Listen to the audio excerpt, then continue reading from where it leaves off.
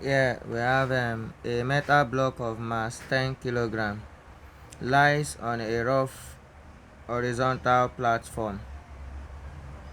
If a horizontal force of 16 Newton applied to the block through its center of mass, just slide the block on the platform. Then the coefficient of limiting friction between the block and the platform is. Now we have a metal block of mass 10 kg lies on a rough horizontal platform.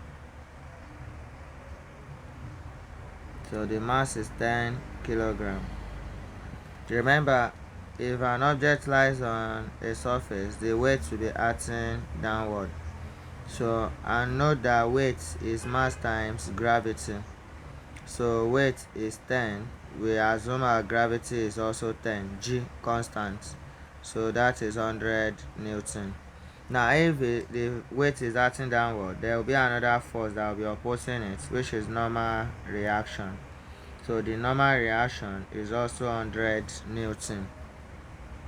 So if a horizontal force of 16 Newton is applied, so applied force is 16 Newton.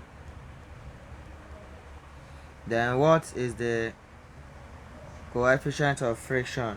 So we are now looking for the coefficient of friction, mu. But remember, since the object does not accelerate, as we apply the force, then frictional force is opposing it. And remember, frictional force is mu r. Now, so far the block does not move, as in it's not moving, there is no acceleration. That means the applied force minus frictional force will be equals to 0. That is, the applied force minus the frictional force should be 0. But if there is acceleration, then it will be mass times acceleration. But because there is no acceleration, so it will be equals to 0. In that case, Fa will be equals to Fr. So that means our applied force is still equals to the frictional force. And since applied force is equals to 16, then the frictional force is also equals to 16 Newton.